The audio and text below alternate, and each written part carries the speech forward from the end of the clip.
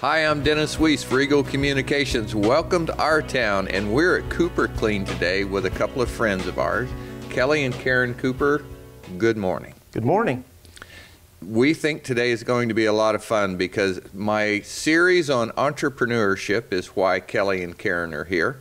But running a business doesn't have to be all work. You can have fun, and we have fun at Eagle. We try to anyway. I know you do because before the camera came on, we had a lot of great conversation. We might try to relive some of that. But Kelly, I want to start with you, and then we'll talk to Karen. Sure. Even though behind us in the camera shot, that work is not yours. That's No. Karen's work. Mine and some students.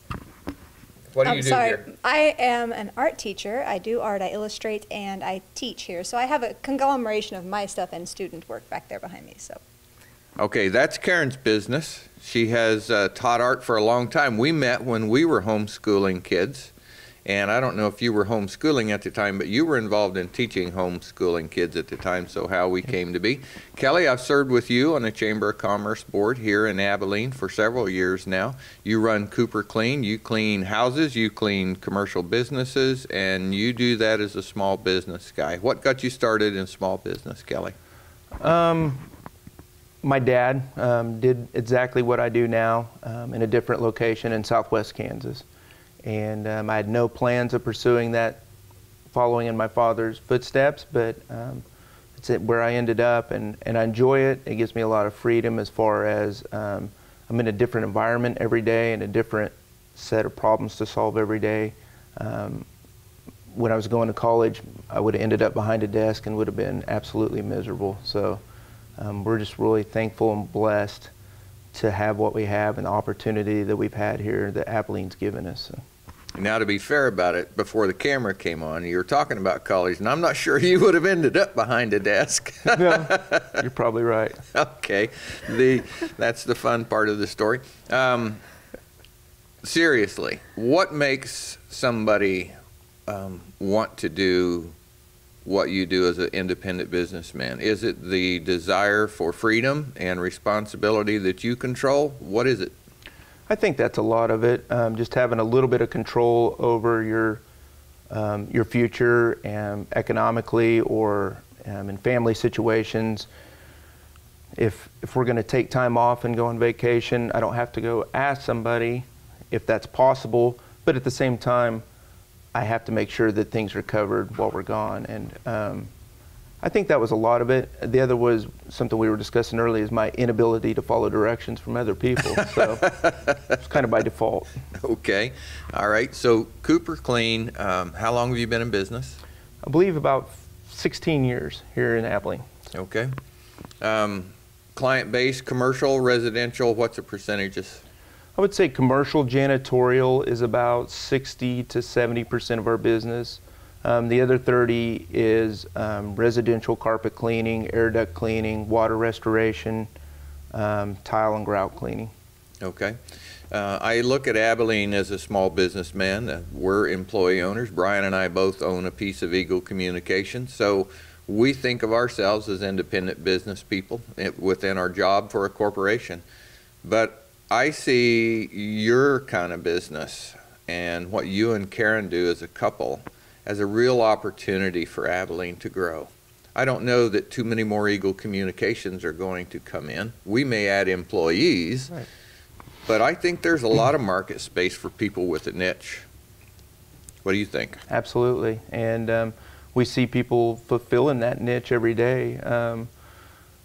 You see businesses come, some and often, just on the national level too, they go fairly quickly too. But I've always had an admiration for people that just give it a shot. Whether it was a good idea or a bad idea, at least they tried. And sometimes they maybe didn't have the coaching or the resources that I had, and I could always pick up the phone and call Dad and go, hey, the spot's not coming out, what do I do? Mm-hmm. And so, again, I feel blessed in that way that I've always had a mentor and somebody that we could draw expertise from. And I think that was invaluable in the beginning and still is today. I'm glad to have him around, and he actually lives here in town now. But I do see a lot of different opportunities. I'm seeing a lot of people take advantage of e-commerce and starting businesses that we don't even see and know exist, but they're self-employed or business owners out of their homes. And it's pretty impressive what a few people have done just on that side. The fellow I had in the chair where you sat last week was a new small business person. Hasn't been in business for himself very long. You've been in the business for 16 years. So 16 years removed from a startup. What's your number one challenge today as a small businessman? I would say employment, finding and keeping the right employees that are trainable and dependable. And that being said, I have several that meet that criterion that have been with us for years, and we couldn't do what we do without those select few. We do have kind of a high turnover rate because of the nature of our business and the hours that we operate, but we've had just been really blessed with good employees over the years. We do seem like have a constant rotation of people working for maybe 3 to 6 months and then moving on to something else, and that's okay. Most of our positions aren't career-oriented. They're more like a second job position. Almost all of our employees are part-time. Okay. Well, I want to bounce off of that a little bit if I could, as the reason that I'm doing these programs for our town here on Eagle Communications is to continue to try to inspire growth, and that it doesn't have to be one way. It can be many ways.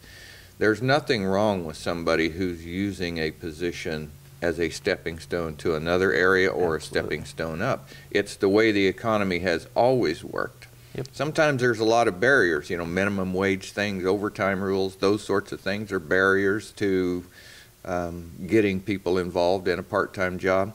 It's really hard to hire a young person anymore. I'm sure you've noticed, we certainly have, and I grew up on a farm, and it's nearly impossible to hire a young person on a farm because of regulation today. Yep. How does that affect your business? Regulations don't affect us too much. There was a point in time where we were able to hire high school kids for a lot of our positions, but we've just found insurance-wise and for the most part, it's the change in our society that has affected that ability, and that would be that they're so busy. I mean, it's very hard to find a high school kid that doesn't have something going on 3 or 4 nights a week that he needs to be at. And I know right across the street, our friends that own Mr. K's Express, there's a perennial help wanted sign up there. And I know that in that industry, a lot of times it's younger kids, and it's just become tough because of more, I think, probably societal issues, in that people tend to book themselves up with activities a lot more than they used to, where work was something that was kind of expected for a teenage boy to have a job. Great segue to Karen. When Kelly's out looking for that young person and he's going up and down the street looking for somebody to run the steam cleaner, you've got him over here in art classes, so it's kind of your fault. I suppose it is. I'm keeping them busy those nights. No, when we started this business, we started it together, and I was out working at night. He was out working at night before we could afford employees, and you have to build it up to a certain point before that's even a viable investment. And so I really feel like we started this together. And then of course I'm kind of more I'm support, or run and interference is what I do. And so raising a family and all that kind of stuff has kind of become my thing. I teach art part-time at Salina Christian Academy, and then I teach out of here. And so, and like Kelly, I mean, he mentioned earlier that his dad was a small business owner. So was my dad. My dad was a pharmacist, owned the only pharmacy in Rollins County. And we grew up, the store was our life. I mean, the family and the store were inseparable. And so that, that's kind of how both of us grew up that way. So it's just really natural for us to do this. Our kids have all cleaned buildings and run a wand and all that kind of stuff. And they've come down here and been my supporters in teaching class and stuff like that. So it's all, I mean, the family, everything's involved in what it is that keeps us going. So. Can I tell a story about your family? Sure. Okay, I was sitting at KJIL about a year ago, somewhere around there, and I had went down. They're a business partner of ours at Eagle, and I went down to have a meeting, and we were sitting around the front with most of their employees, and in walks Miss Karen and your daughter, Zoe. And Zoe had brought, if I'm not mistaken, her birthday money to give to KJIL as a donation. And I watched it. I know Karen. I said hello, and I listened to the conversation. And then y'all didn't stay long. You walked out. And then I watched the tears come from the KJIL crew about how touched they were with that. That doesn't happen by accident. That Zoe, I wish Zoe were here to speak for herself, but I'll let you speak for her. But as you as small business people, and you said your family's very involved in both of your businesses, if you will, could you speak to that a bit, Karen? Well, with the KJIL thing, Zoe is just one of those kids. And she looked around and she goes, well, I don't know what to ask for my birthday. I said, well, what do you absolutely need? And she said nothing. And I said, why don't you think of something else you could do? And so she thought about it for a couple days, and she said, well, I'm just going to have everybody bring cash that I'm going to donate to KJIL. And so her friends brought $2, $3, $5, and then she took the birth money she got from us and from her grandparents and took it all down there. And I think that when you have kids working with you, when they see a bigger picture, our business, how it fits in the community and how it benefits the community, and then how all that in turn benefits our family again, and how it is kind of that circle of life type thing, I think it gives them a bigger picture, and hopefully it gives them a bigger picture, and so you get little things like that, and that was a good thing for the whole family. I want to talk about that a little, because you hit on something I care deeply about, and that's what the next generation does after our time of shepherding them has gone by. It's very comforting to see things like that happen. But you know, you both run a business together. You have an art career that you are a part-time teacher at Salina. You've been doing that for a long time, and you also teach kids in the community here as a business. Your kids are always in the middle of both of that. You said circle of life. That brings up the Disney movie, you know, and the Lion King and the circle of life. Well, you know, what made America great, circle of life, was more not lions running around the desert and the jungle, but the Coopers and their kids running around their small businesses, teaching a set of values that will last. And that's pretty impressive, as that you can sit here and have a good time in your small business doing that and involve your kids. But for me as an outsider, what a benefit it is to our community to see that it's working for kids like Zoe. Yeah, absolutely. And like we both said, we were both raised that way. Our parents were raised that way. Your dad raised in a family business, or the family working together. My parents in an agricultural community, always working and always expected to work. And I have 3 older brothers, and by the time they were old enough to work, Dad had them all working on farms so that they would understand what their state, what their economy, everything is based on, and how they would do that. And then I went to work as a soda jerk at the store. And so, but as soon as we could work, we worked. And that's what we do with our kids. Excuse me for pulling the mic away too fast. Kelly, you sat on the Chamber of Commerce board with me. You were the past president. I sat in that seat today, so I followed you through that line. As we look at Abilene, we have a school bond issue coming up April 1st. There's a lot of decisions being made about how things will be. Kids seem to be in the middle of a lot of them, yet it's so very hard to find a place that you can insert a kid in a job today. All the barriers that have been put up in front of work, whether it's societal that you mentioned or whether it's regulatory that I mentioned, but a lot of times it's frankly, a lot of kids don't have a Kelly and Karen to help them and encourage them. I don't know how successful we will be in business if we can't give a kid a job, Kelly. Absolutely.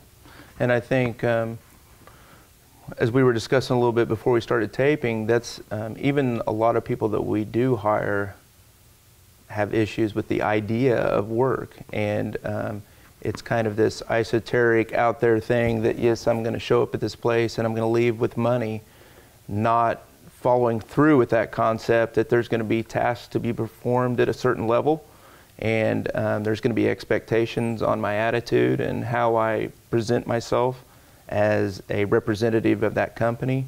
And I don't know where, or I wouldn't know where to point the finger as far as blame, but I do know that our educational system could do a better job. And I think that here locally, our superintendent and the educators that we have from grade school on up through the high school level understand that. I think there's probably barriers to that. And again, one of those things is educational busyness. We're learning a lot of things that maybe we don't need to at the expense of the very most basic things that a person needs to have when they leave the public education system.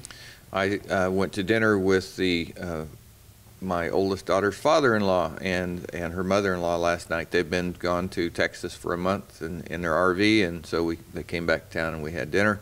He's a retired teacher from the Salina Tech College there, taught electronics for 30 years.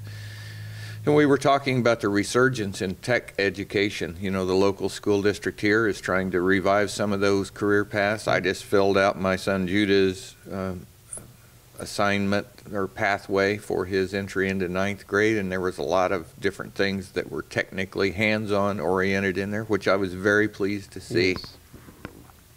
Societally, we took a turn away from doing things as part of the education process, I think to our detriment as a community. I see some of that swinging back. I lay the blame, the pointing the finger way above anybody local. Absolutely. I think education took a turn a long time ago, and it took a turn very high. It didn't take a turn in Abilene, it took a turn in Washington to Topeka and then out to school districts, and we still see so much of that today. But as I look at my simple view of the bond issue, you know, I am totally proud to say I think that investment in our community is one we have to make. It doesn't matter what you think about education. It doesn't even matter what you think about USD 435. But a local school district is a key economic driver in a community. And if we can't afford to make that investment, that's a very bad signal to put into the economy.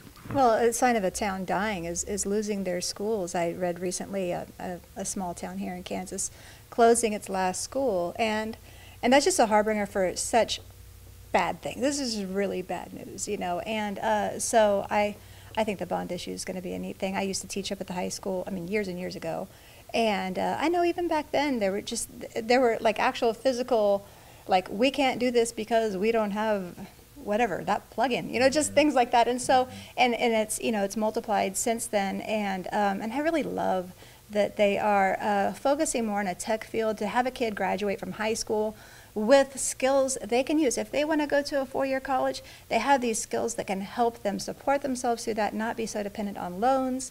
I really have a deep-seated fear of loans. I don't like them. I try to steer my kids away from them.